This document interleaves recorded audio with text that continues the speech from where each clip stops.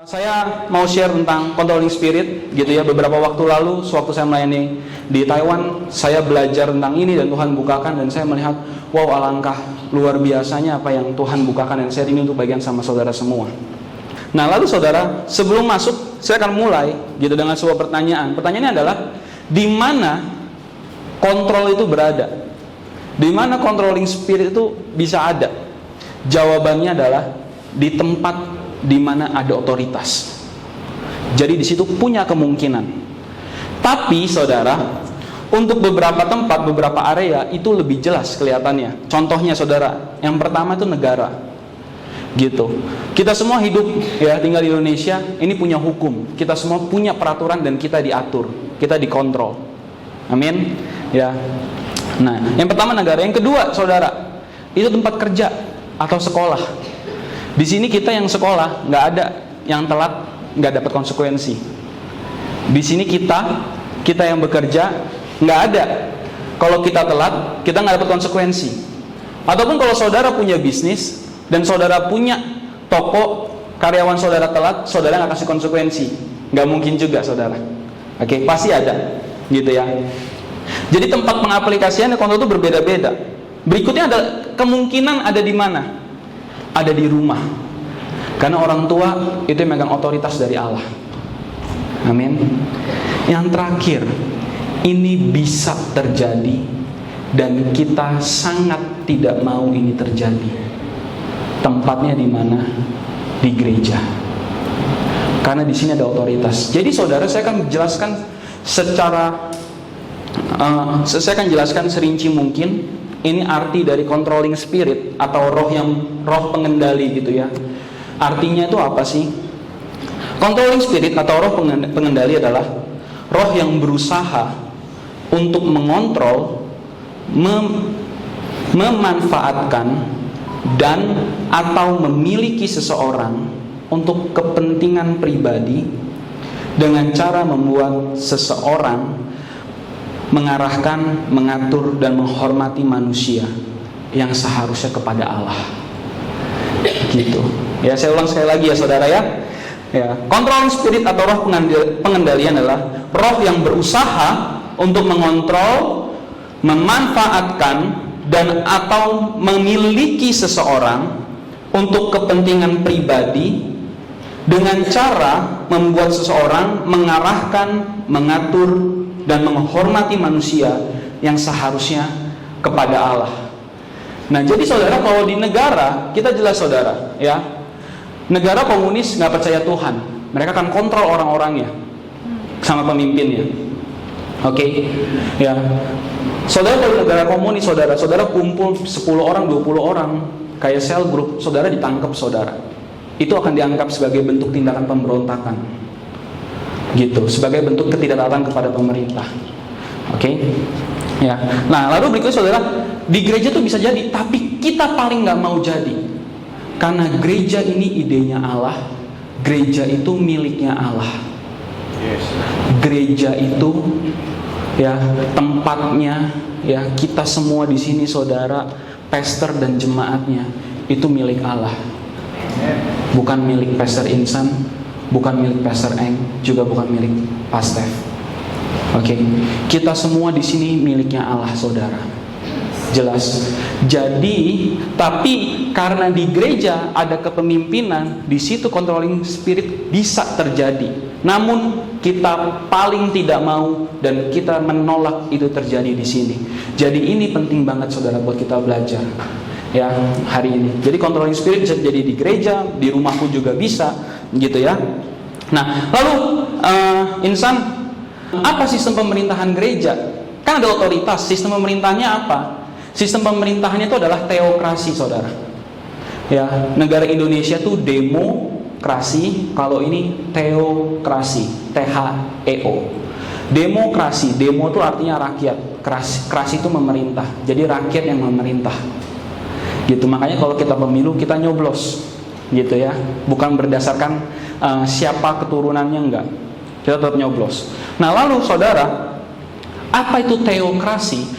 Teo itu artinya Allah, krasi itu memerintah. Jadi siapa yang memerintah di gereja itu Allah.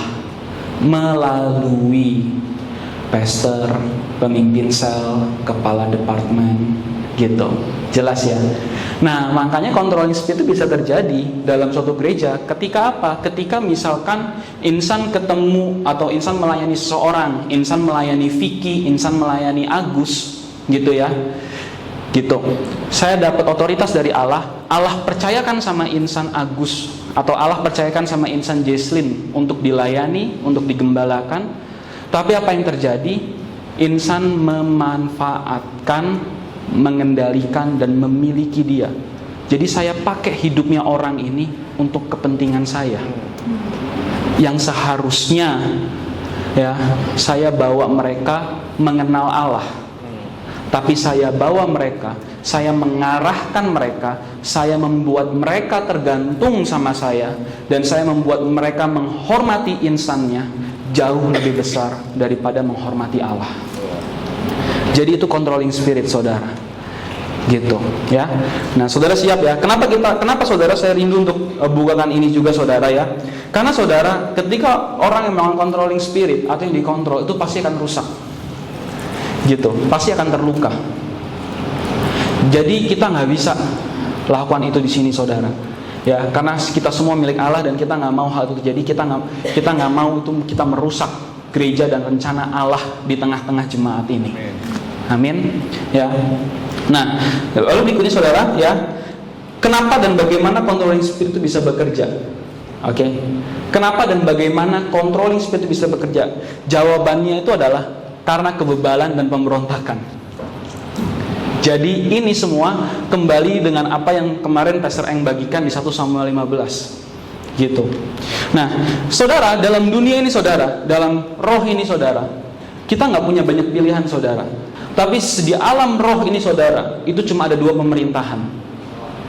Kubunya Allah atau kubunya iblis. Oke.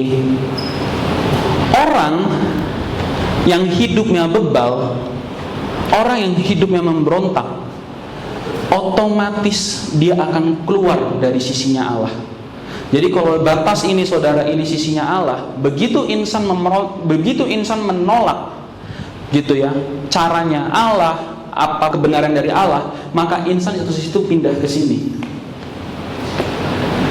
Gitu. Dan masalahnya ini nggak kelihatan. Gitu. Dan saudara, untuk para orang tua di sini ini penting sekali saudara untuk kita ngelihat, perhatikan sama anak-anak kita.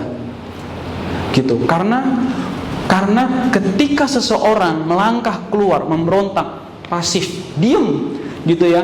Dia nggak buat aneh-aneh, dia nggak buat kenakalan, dia nggak mukul orang, tapi ya saya nggak mau aja, hatinya keras. Ya. Itu maka dia pindah ke situ. Dan orang yang seperti ini itu cenderung gampang dimasukin. Iblis mudah bekerja dan sangat suka, karena itu sifat alamiahnya iblis. Gitu. Nanti saya akan bagikan. Gitu. Sifat alamiahnya iblis, saudara, kita tahu semua bahwa Lucifer itu jatuh karena dia berusaha jadi sama seperti Allah. Karena dia berontak. Itu sifat alamiahnya, saudara. Jadi kita nggak bisa, saudara. Saya di tengah-tengah, saya netral, nggak ada, saudara. Antara Allah atau iblis, gitu ya. Nah, dalam 1 Petrus 5 ayat 8. Ya, 1 Petrus 5 ayat 8, sadarlah dan berjaga-jagalah, lawanmu si iblis berjalan keliling sama seperti singa yang mengaum-ngaum dan mencari orang yang dapat ditelannya. Amin. Ya. Jadi saudara, kita tahu saudara, barang siapa dalam Kristus dia sudah ditebus, dia sudah bebas. Iblis tidak bisa berkuasa sama orang tersebut. Tapi iblis ini dia nggak akan tinggal diam, saudara, sama kita. Dia akan berusaha kejar dan dapatin kita. Sama seperti Adam dan Hawa jatuh ke dalam dosa. Apa yang membuat mereka jatuh dalam dosa? Adam waktu itu terima otoritas, gitu ya. Tuhan bilang penuhi seluruh bumi. Ini saya kasih tugas, gitu ya. Ini semua boleh dimakan kecuali tengah. Iblis tuh berusaha ambil. Dia datang, dia tipuin Adam, dia tipuin Hawa. Ya, ayat ini bilang saudara, ya, auman itu apa sih? Gitu. Auman itu bicara tentang di dalamnya ada tipuan. Gitu. Di dalamnya ada tipuan, ada dominasi, sama ada rasa takut, saudara. Ya, saudara, contohnya gini aja saudara ya. Anggapnya saudara ya, di belakang saya ini nih, panggung ini nih sebuah kandang. Terus ada singanya gitu saudara. Nah, ini singanya ada di dalam kandang saudara. Gitu. Kita tahu ya, ada kandangnya, ada jerujinya. Tapi kalau singa ini ngaum, wah kita bisa takut. Gitu. Sama saudara, iblis tuh begitu. Cara dia bekerja tuh dia nipu lewat aumannya, tipuannya. Waktu singa mengaum, kita ngerasa takut, kita merasa tertekan, ya dominasi rasa takut. Itu cara iblis bekerja saudara. Itu sebabnya saudara, hari ini waktu kita dibukakan, nanti kita akan melihat gitu bagaimana iblis itu bekerja, dan mungkin sekali bekerja ya pada kita. Amin. Ya. Nah, jadi saudara, ya, kalau kita ngomong tentang controlling spirit gitu ya, kok insan kan di sini semua orang ikut Tuhan, sayang-sayang sama Tuhan, yes betul. Tapi saudara, nggak bisa dipungkiri bahwa setiap kita datang di sini tidak semua dari kita pulih, dan tidak semua dari kita sama dewasanya. Oleh sebab itu hari ini kerinduan saya adalah supaya kita semua bisa berjalan dalam pengertian yang baru. Amin. Ya. Jadi lewat mana iblis bekerja? Apa sih? Gitu. Iblis itu suka orang yang gimana? Apa sih yang ada dalam orang tersebut gitu ya? Yang dia bisa masuk terus kontrol orang. Ya. Yang pertama, itu cara pikir yang salah. Oke. Dalam 2 Korintus 10 ayat 4 sampai 5 saudara. Karena senjata kami dalam perjuangan bukanlah senjata duniawi, melainkan senjata yang diperlengkapi dengan kuasa Allah yang sanggup untuk meruntuhkan benteng-benteng. Saudara katakan benteng-benteng. Ya. Jadi saudara, ini Paulus tulis nih, kalau dia ini mau menghancurkan, dan yang dia hancurkan itu adalah benteng-benteng. Tapi apa yang dimaksud benteng-benteng? Artinya apa sih benteng itu? Apakah itu benteng tembok yang besar gitu? Nah, kita temukan jawabannya ayat 5, saudara. Kami mematahkan siasat orang, ya, dan merubuhkan setiap kubu yang dibangun oleh keangkuhan manusia untuk menentang pengenalan akan Allah. Jadi saudara, benteng-benteng itu, kubu-kubu itu apa sih? Kubu itu cara pikirnya kita saudara, gitu. Dan cara pikir kita ini saudara, kalau salah dan tidak diperbaiki, seberapa dalam sih dampaknya? Sedalam ini saudara. Di sini firman Tuhan tulis ya, yang dibangun oleh keangkuhan manusia untuk menentang pengenalan akan Allah. Jadi saudara, cara pikir yang salah itu benar-benar menghalangi Allah bekerja dalam hidup seseorang. Dan ketika Allah nggak bisa masuk dalam hidup orang tersebut, maka iblis pasti akan masuk. Contohnya saudara ya, saya pernah satu kali melayani orang gitu ya, saya susah menerima Tuhan, percaya Yesus. Kenapa? Karena masa iya sih dosa saya segitu banyak langsung diampunin gitu. Itu kan harus ditebus. Cara pikir dia salah saudara, gitu. Cara pikir dia salah. Dia pikir dosa itu bisa ditebus dengan kekuatan dan pekerjaan tangannya dia sendiri. Itu nggak bisa saudara. Jadi karena dia punya cara pikir yang salah seperti itu, maka dia sulit sekali untuk mengalami Tuhan. Dia sulit sekali untuk mengalami kasih dan anugerahnya Allah dalam hidupnya dia, gitu. Jadi begitu saudara ya. Jadi bagaimana kontrol spirit bisa terjadi? Itu cara pikir yang salah ya. Mohon maaf saudara, kita semua salah satunya dapat cara pikir itu dari budaya kita. Aku mau jelaskan sekali lagi, saya tidak bilang bahwa budaya kita tuh salah semua dan jelek semua. Tidak saudara. Tapi sering sekali ada cara pikir di budaya kita itu salah dan tidak tepat, dan itu dipakai sama iblis. Oke, jadi yang pertama cara pikir yang salah. Yang kedua, pahit hati. Oke, pahit, gitu. Dengan apa saya bisa jelaskan rasa pahit ini? Pahit ini jeleknya kayak apa saudara? Saudara pernah saudara ya, kalau misalkan saudara luka gitu ya, jalan ke baret luka gitu ya, atau paling ekstrim nyandung apa gitu ya, atau kita lagi motong sayuran, kita kepotong tangannya keiris, kita berdarah saudara. Waktu tangan kita keiris saudara, Di sini nggak ada dari kita yang sengaja ngiris tangan kita kan, gitu ya. Apa yang saya maksud saudara, sering kali kadang kita tuh terluka, tapi orang yang melukai kita tuh nggak sadar dan dia tidak sengaja melukai kita. Oke. Sering kali kita luka, berdarah ya. Maka waktu berdarah saudara, kita punya dua pilihan. Kita cepet-cepet beresin atau kita biarin aja. Kalau kita biarin aja saudara, luka itu jadi infeksi. Oke, kalau jadi infeksi itu merusak diri kita sendiri. Ya, kenapa saya kasih contoh ini saudara? Karena seringkali kita punya cara pandang yang salah tentang mengampuni seseorang. Ketika seseorang melukai saya punya luka di sini, saya punya kecewa. Orang melukai saya kecewa. Kecewa itu seperti suatu luka yang terbuka dalam tubuh saya. Tapi kalau saya tidak mengampuni, atau saya memilih untuk tidak mengobati itu, maka saya sendiri yang terinfeksi, saya sendiri yang kepahitan. Amin. Jadi itu sebabnya saudara, yang bisa nyembuhin kita tuh ya pilihan kita untuk datang sama Tuhan, untuk membiarkan Tuhan menyembuhkan kita saudara.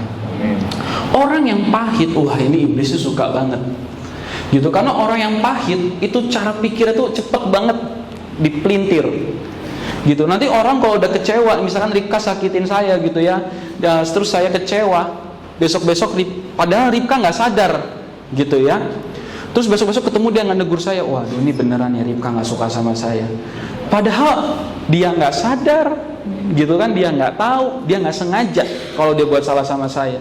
Tapi orang yang udah pahit itu pikirannya aneh-aneh, asumsinya itu kemana-mana ya.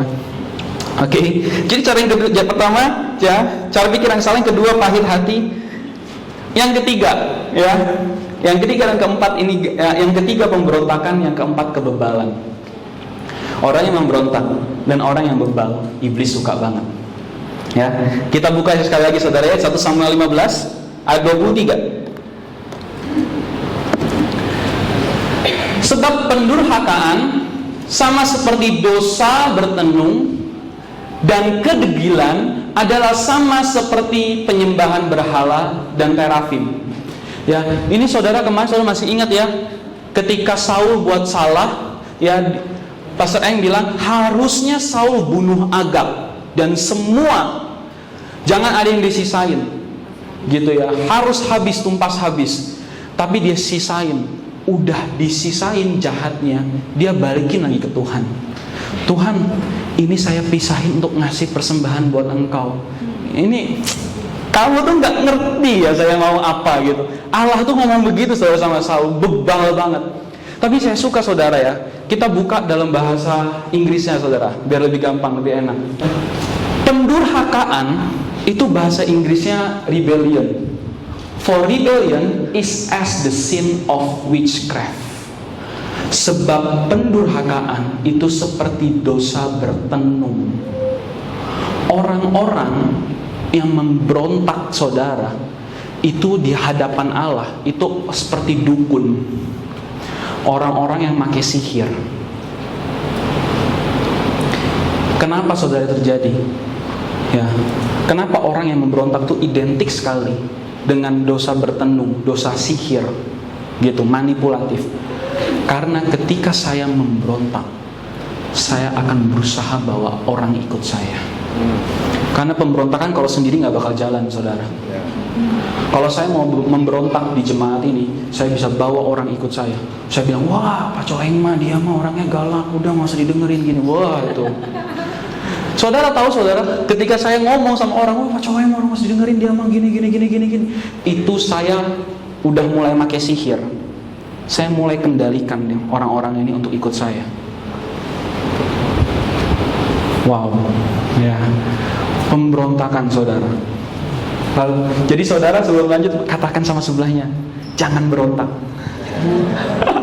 Oke, ya.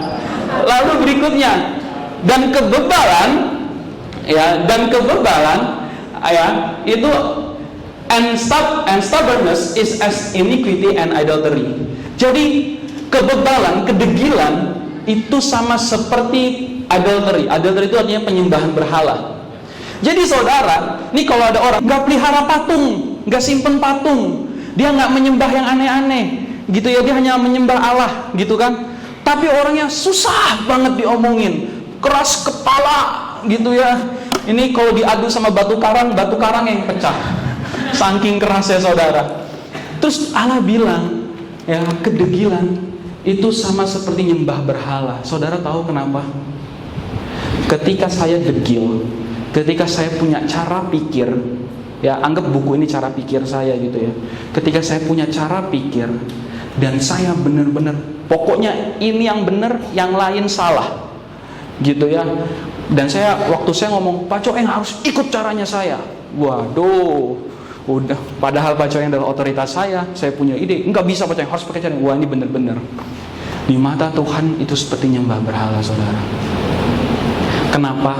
Karena saya menyembah cara pikir saya. Ini harus terjadi. Ini harus terjadi apapun itu. Wow, saudara. Dan iblis suka banget sama orang-orang yang bebal, orang-orang yang nggak mau diomongin, gitu ya. Nah itu yang satu. Yang ketiga, pemberontakan. Keempat, kebebalan. Ya, itu sebabnya saudara. Ya, kita tuh benar-benar luar biasa saudara ketika kita tahu bahwa gereja itu pimpinannya tuh bukan demokrasi, tapi teokrasi. Jadi semua kita di sini, kita berjalan, kita lakukan sesuatu, itu selalu apa kata firman Tuhan dan kemana Tuhan mau bawa kita. Amin. Bukan tentang kata pastornya. Pastornya dipakai Tuhan, tapi caranya cara Tuhan. Amin saudara. Ya, jelas ya. Lalu saudara yang kelima, ya, apalagi penyembahan berhala. Yang terakhir, yang keenam adalah rasa tidak aman. Kalau orang punya rasa tidak aman, dia akan masuk ke sini. Ya, roh jahat itu akan masuk. Dia akan berusaha kontrol. Kenapa? Karena ketika saya merasa tidak aman, saya akan kontrol dan saya akan buat seolah-olah saya bisa. Gitu ya. Saya akan kontrol orang-orang yang bisa saya kontrol untuk membuat saya merasa aman. Gitu ya. Nah itu saudara. Nah lalu berikutnya saudara, tentang controlling spirit. Ya, apa sih, bagaimana caranya controlling spirit ini bekerja? Ya, controlling spirit itu ada tiga bentuk saudara. Oke, saudara boleh catat ya. Controlling spirit itu punya 3 bentuk. Yang pertama manipulasi atau manipulatif. Ya. Yang kedua dominasi. Yang ketiga intimidasi. Ya. Jadi apa itu manipulasi? Manipulasi itu artinya adalah saya akan bohongin kamu supaya kamu lakukan apa yang saya mau. Itu manipulasi. Ya. Contoh dalam keluarga, ya. Ini saya suka. Nah, contohnya paling enak nih ya. Saya aja deh saudara. Saya percaya nggak ada di antara kita begitu ya. Ya, ini saya udah nikah saudara sama Jesslyn saudara. Ya. Terus kalau udah nikah, keuangan jadi satu dong. Ya, saya pakai untuk jajan apa ya dia harus tahu. Dan saudara, saya ini suka banget sama Hot Wheels. Ya, dan harga Hot Wheels-nya saya suka cari yang langka-langka, yang untuk dikoleksi. Dan saudara tahu itu mobil kecil kalau untuk dikoleksi itu harganya ada yang 300.000, ada yang sampai 10 juta. Saya buka IG, wih bagus betul nih. Terus orang-orang bilang, yuk pre-order, ini begitu barangnya ready stock harganya bakal naik. Waduh gimana ya caranya ya? Saya lagi mikirin caranya dan saya sudah tahu gitu uangnya nggak bakal keluar dari Jesslyn. Ini contoh. Terus tiba-tiba dia bilang, yang sepatuku rusak, aku mau ke mall dong. Langsung aku semangat, yuk let's go. Aku ajak ke mall gitu ya, biasa kan bapak-bapak. Ini berusaha jangan kemana-mana, saya pegang, kamu ikut saya aja lurus. Tapi karena saya punya agenda sendiri, saya pegang Jesslyn-nya, yuk kita masuk yuk, lihat Zara. Oh sepatu ini bagus banget, yang cocok banget, kamu pakai tuh langsung cantik, seluruh dunia terpana ngeliat kamu, gitu kan. Harga sepatunya tapi mahal, 500.000, nggak apa-apa, beli aja, nggak apa-apa, aku rela beli. Oke. Nah, waktu dia udah beli, pulang, Yang Hot Wheels ini bagus loh. Jadi manipulasi itu seperti itu, saudara. Ya, saya jebak dia supaya saya bisa dapat satu itu. Atau berikutnya biasanya adalah siapa yang bisa lakukan manipulasi? Anak kita juga bisa. Gitu ya. Biasanya begini. Datang sama papi, papi, aku mau beli es krim, boleh nggak? Nggak boleh. Udah nggak boleh, datang ke mamanya. Nih, aku mau beli es krim, boleh nggak? Boleh. Itu manipulasi itu, saudara. Itu anaknya lagi manipulasi. Dan saudara, itu harus diselesaikan. Karena itu benih. Dan dia akan lakukan hal yang lebih besar. Gitu. Ya, ketika waktu kecil nggak diberesin, waktu gede udah menikah, kayak contoh saya tadi, saya akan pakai buat orang lain. Itu manipulasi. Itu harus dilawan, saudara. Oke? Nah, jadi manipulasi saya akan bohongin kamu untuk saya bisa lakukan, untuk saya bisa dapat hal yang saya mau. Gitu ya. Lalu terus biasanya kalau di gereja, ini contohnya lebih ekstrim. Di gereja, gitu ya. Nah, saya ini deket nih, saudara, sama Agus. Saya bisa ngomong sama Agus, manis-manisin dia supaya dia bisa bantu saya untuk kepentingan saya.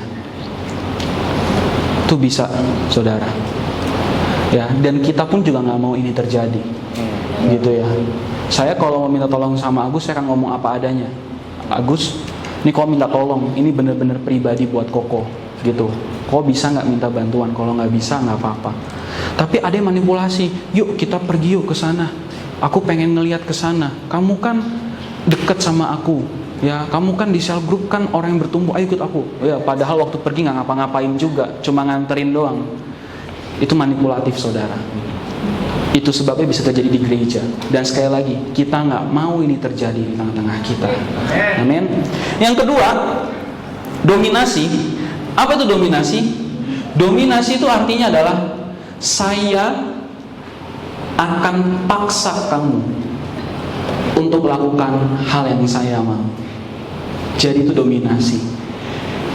Ya, dominasi itu kalau orang didominasi, itu orang tersebut itu diserap habis sama yang mendominasi. Jadi kalau misalkan siapa lagi, Vicky gitu ya, gitu. Vicky ini orangnya lembut nih, gitu kan. Dimanipulasi nggak kena, diteken, diserap sampai orang ini nggak kelihatan. Itu dominasi.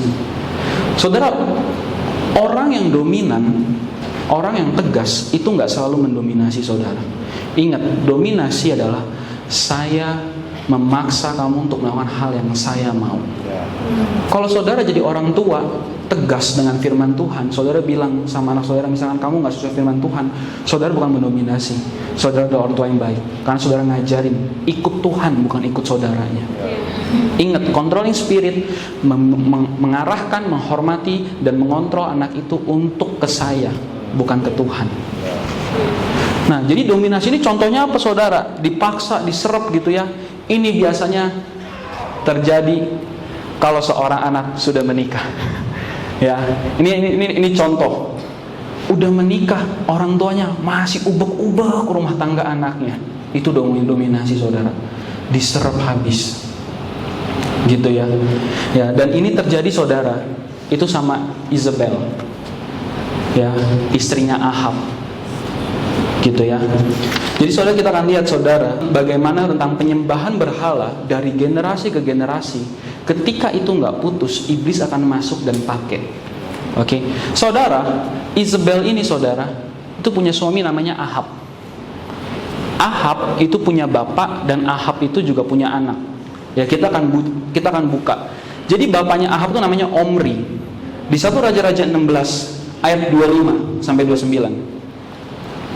Omri melakukan apa yang jahat di mata Tuhan, dan ia melakukan kejahatan lebih daripada segala orang yang mendahuluinya. Ia hidup menurut segala tingkah laku Yerobeam bin Nebat, dan menurut dosa Yerobeam yang mengakibatkan orang Israel berdosa pula, sehingga mereka menimbulkan sakit hati Tuhan Allah Israel dengan dewa-dewa kesia-siaan mereka. Selebihnya dari riwayat Omri, apa yang dilakukannya adalah kepahlawanannya. Bukankah semua yang tertulis dalam kitab sejarah raja-raja Israel? Kemudian Omri mendapatkan perhentian bersama-sama dengan nenek moyangnya dan ia dikuburkan di Samaria, maka Ahab, anak yang menjadi raja, menggantikan dia. Jadi saudara, Omri ini apa sih? Omri ini dia nyembah berhala, saudara. Dan akhirnya nyembah berhala. Dan ketika berhala masuk, iblis masuk, saudara, itu dampaknya itu bukan untuk kita. Dia ngerjain orang lain. Pemimpin yang gak baik itu melukai orang yang di bawahnya. Semua orang yang memegang otoritas dan tidak bertanggung jawab dengan penuh atas otoritas yang dia terima dari Tuhan, itu akan melukai orang-orang yang di bawahnya, saudara. Nah, jadi ini yang terjadi sama Omri, gitu kan? Dia punya anak, namanya siapa? Ahab. Dalam 1 Raja-Raja 21 ayat 25. Apa yang terjadi sama Ahab ya? Sesungguhnya tidak pernah ada orang seperti Ahab yang memperbudak diri dengan melakukan apa yang jahat di mata Tuhan, karena ia telah dibujuk oleh Isabel, istrinya. Jadi Ahab ini punya Ahab ini nikah nih, lebih jahat lagi dari bapaknya, nyembah berhala buat orang susah. Lebih lagi dia nikah sama Isabel. Saudara tahu artinya Isabel itu apa? Dalam bahasa aslinya, Isabel itu artinya adalah Baal be exalted. Artinya dia meninggikan nama Baal. Oke? Itu artinya. Arti keduanya tidak suci. Jadi Isabel ini, ya, ini lebih dari sekedar orang doang, tapi ada spiritnya, saudara. Jadi apa yang terjadi? Karena ia telah dibujuk, dimanipulasi, didominasi.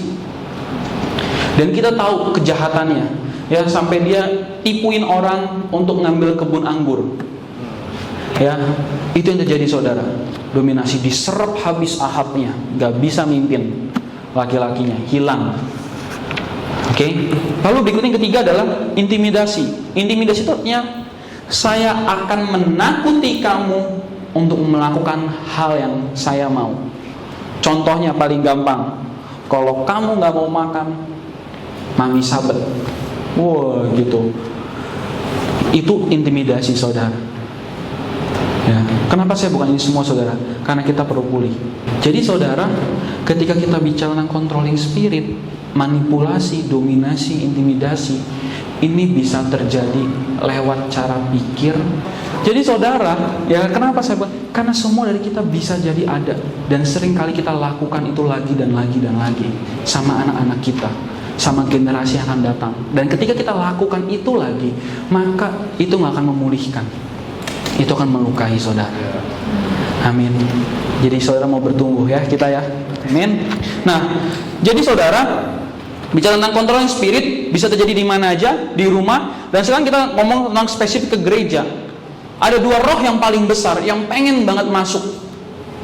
Karena iblis tahu, saudara. Firman Tuhan bilang, ya, engkaulah Petrus dan di atas batu karena aku mendirikan kamu. Jadi iblis dan maut tidak akan menguasainya. Jadi iblis tahu benar, saudara, dari ayat itu bahwa gereja itu nggak bisa diintervensi sama iblis. Jadi nggak mungkin iblis masuk tengah-tengah. Jadi nggak mungkin nih iblis gitu ya, dia bekerja, dia pecahin kita tuh nggak mungkin.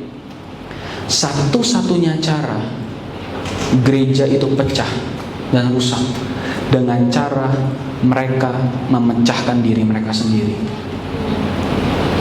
Jadi iblis tahu kalau saya pakai kekuatan saya sendiri mau merusak new life nih, NLAK, dia nggak bisa. Jadi apa yang dia lakukan? Dia akan masuk. Karena setiap kita punya masa lalu. Setiap kita mungkin punya orang-orang yang dalam hidup kita yang menyembah berhala. Ya, kakek neneknya insan pun juga belum kenal Tuhan. Mereka insan generasi ketiga, dan itu bisa turun sama insan. Tapi insan pilih untuk tidak. Insan pilih untuk balik sama Tuhan. Gitu, saudara. Nah, jadi saudara, jadi iblis dia nggak bisa ngerjain itu sendiri. Jadi caranya adalah dia nempel masuk sama orang-orang yang tadi itu, ya, yang pahit, ya, yang cara pikirnya salah, orang-orang yang bebal, orang-orang yang suka berontak, dia nempel ke situ semua, saudara. Nanti di dalam biar orang tuh yang mecahin itu sendiri. Karena controlling spirit itu selalu berkaitan dengan kebebalan dan pemberontakan. Begitu ada pemberontakan di tengah-tengah kesatuan, pasti bakal pecah. Jadi itu caranya iblis, saudara. Amin. Nah, ada dua spirit yang berusaha masuk. Yang pertama adalah spiritnya Isabel tadi, ya, dalam Wahyu 2 ayat 20 dikatakan lebih dalam lagi. Wahyu 2 ayat 20. Tetapi aku mencela engkau karena engkau membiarkan wanita Isabel yang menyebut dirinya nabiah mengajar dan menyesatkan hamba-hambaku supaya berbuat zina dan makan persembahan-persembahan berhala.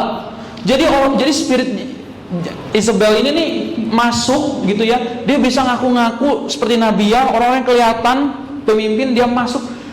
Dia sesatin, dia ngajar, dia sesatin. Caranya tuh ngajar firman Tuhan tuh putar balik, dianeh-anehin. Kamu kalau nggak, saya kan pemimpin. Firman Tuhan bilang kamu harus menyambut saya dengan hormat supaya kamu nih. Kalau kamu nggak mau nganterin saya, maka kamu nggak akan dapat berkatnya itu.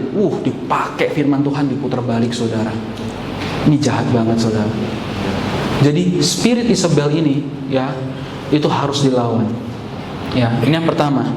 Yang kedua, saudara, ya, itu adalah Lucifer. Ya, firman Tuhan nggak pernah menulis nama Lucifer langsung. Lucifer itu nggak ada, tapi dalam nubuatan tertulis. Ya, kita buka dalam Yehezkiel 28 ayat 13 sampai 14. Engkau di Taman Eden, yaitu Taman Allah, penuh segala batu permata yang berharga, yaspis merah, krisolit, dan yaspis hijau, permata tirus, krisopras, dan nefrit, lazurit, batu darah, dan malakit. Tempat tatahannya diperbuat dari emas dan disediakan pada hari penciptaanmu. Kuberikan tempatmu dekat kerub yang berjaga di gunung kudus Allah. Engkau berada dan berjalan-jalan di tengah batu-batu yang bercahaya-cahaya. Engkau tak bercela di dalam tingkah lakumu sejak hari penciptaanmu sampai terdapat kecurangan padamu. Dengan dagangmu yang besar engkau penuh dengan kekerasan dan engkau berbuat dosa. Maka kubuang engkau dari gunung Allah, dan kerub yang berjaga-jaga membinasakan engkau dari tengah batu-batu yang bercahaya. Jadi saudara, ini dalam Yehezkiel ini nih sebuah firman yang menceritakan tentang isinya Lucifer, saudara. Gitu. Lucifer itu dibuat berbeda, saudara. Dia tinggal di gunung Allah, dia nyembah Allah. Tapi karena dia ketemukan kecurangan, makanya dibuang. Kenapa? Karena Lucifer berontak, dia berusaha menjadi sama dengan Allah. Di dalam Yesaya 14 ayat 12 sampai 15. Wah, engkau sudah jatuh dari langit, hai bintang timur, putra fajar. Engkau sudah dipecahkan dan jatuh ke bumi, hai yang mengalahkan bangsa-bangsa. Engkau yang tadinya berkata dalam hatimu, aku hendak naik ke langit, aku hendak mendirikan tahtaku mengatasi bintang-bintang Allah, dan aku hendak duduk di atas bukit pertemuan jauh di sebelah utara. Aku hendak naik mengatasi ketinggian awan-awan, hendak menyamai yang maha tinggi. Amin. Ya, sebaliknya ke dalam dunia orang mati engkau diturunkan, ke tempat orang paling dalam di liang kubur. Jadi saudara, apa yang terjadi sama Lucifer, saudara? Ini ayatnya bilang, dia ini berontak, dia mau jadi sama dengan Allah. Ya, spirit Lucifer ini apa sih, saudara? Roh Lucifer ini apa sih? Ini adalah roh yang mau tampil di gereja. Oh, lihat nih aku nih datang nggak pernah telat. Ya biasa aja sih. Gitu, kalau datang nggak pernah telat kan kamu melayani Tuhan. Kamu kan kalau melayani datang nggak telat kan bukan buat nama kamu. Kita kan melayani Tuhan. Tapi spirit Lucifer ini adalah spirit yang dia benar-benar dia akan hasut orang. Nanti dia bilang, tuh lihat tuh, dia main sama aku, udah gak pernah telat lagi gini. Saudara gak begitu, saudara. Ya, kita gak mau buka celah dan kasih celah, saudara. Amin. Ya, kita semua di sini, saudara, kita datang dengan sukarela. Kita ikut sama Tuhan. Amin. Dan kita harus tahu, saudara, batasannya apa? Apakah yang diperkatakan itu firman Tuhan dan benar atau tidak? Hanya itu, saudara. Oke, ketika seseorang berbicara gitu ya, tapi nggak sesuai dengan firman Tuhan, maka orang itu berusaha mengontrol, ya, entah melalui manipulasi, dominasi atau intimidasi. Amin. Ya. Nah, lalu saudara berikutnya, ya, apa dua senjata terkuat? Singkat aja, dua senjata terkuat iblis itu biasanya yang dia pakai itu kedagingan sama hukum. Begitu orang jatuh dalam kedagingan atau hukum, ya, iblis akan berusaha masuk sekali sama orang itu. Karena orang itu ada rasa takut dalam dirinya. Ya. Nah, saudara, kita harus tahu, saudara, kita semua di sini saudara yang datang hari ini, kita harus tahu bahwa dalam kasih itu nggak ada rasa takut. Jangan biarkan rasa takut tinggal dalam hidup kita. Amin. Ya, dalam 1 Yohanes 4 ayat 18 saudara. Di dalam kasih tidak ada ketakutan. Kasih yang sempurna melenyapkan ketakutan, sebab ketakutan mengandung hukuman, dan barang siapa takut ia tidak sempurna di dalam kasih. Jangan takut saudara. Saudara yang tahu bahwa Yesus mati buat hidup saudara, jangan takut saudara. Kenapa saya bilang jangan takut saudara? Kita nggak bisa pungkiri saudara, ada pemimpin kita yang karakternya tegas. Oke. Ya, saudara-saudara tahu, ya, keras atau enggaknya seseorang itu bukan dari apa yang terlihat. Orang bisa jadi tegas, iya, enggak, hitam atau putih, mau atau enggak. Oke. Tapi orang yang tegas itu bukan berarti keras, saudara. Apalagi kalau saudara punya pemimpin yang tegas dan dia ngomong tentang firman, saudara harus bersyukur untuk itu. Orang yang keras itu orang yang hatinya nggak mau berubah. Bisa jadi orangnya lembut, kalau ngomong iya, oh gitu, oke, tapi nggak berubah. Wah, itu keras saudara. Tapi ada juga orang yang kalau ngomong, wah, dia ngomong aja kayak orang marah-marah, gitu ya. Kalau ngomong teriak-teriak, gitu kan, itu mah nggak marah, dia ngomong biasa begitu. Waktu diomongin, kamu salah. Oke, salah ya. Ya udah, saya bertobat, saya nggak akan begitu lagi. Tapi berubah saudara. Itu bukan orang yang keras saudara. Amin. Ya. Nah, jadi kita nggak boleh takut saudara. Oke, nggak boleh takut sama manusia. Ya, kita semua di sini ya nggak boleh takut sama manusia. Oke, lalu berikutnya kita harus tahu saudara bahwa kita itu adalah orang-orang bebas. Saudara tahu artinya bebas? Tidak terikat sama sekali, benar-benar bebas. 1 Korintus 7 ayat 22-24. Sebab seorang hamba yang dipanggil oleh Tuhan dalam pelayanannya adalah orang bebas, milik Tuhan.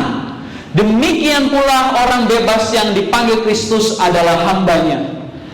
Kamu telah dibeli dan harganya telah lunas dibayar. Karena itu janganlah kamu menjadi hamba manusia. Saudara-saudara, hendaklah tiap-tiap orang tinggal di hadapan Allah dalam keadaan seperti pada waktu ia dipanggil. Amin. Ya saudara, kita semua orang bebas saudara. Karena kita bebas, karena anak-anak kita bebas, kita nggak mau mengontrol. Dalam artian untuk kita miliki. Ya, kita tegas untuk mendidik generasi yang akan datang supaya takut sama Tuhan, supaya mereka bisa hidup bebas dalam Tuhan. Ya, kita nggak mau kontrol buat nama kita untuk kita saudara. Amin.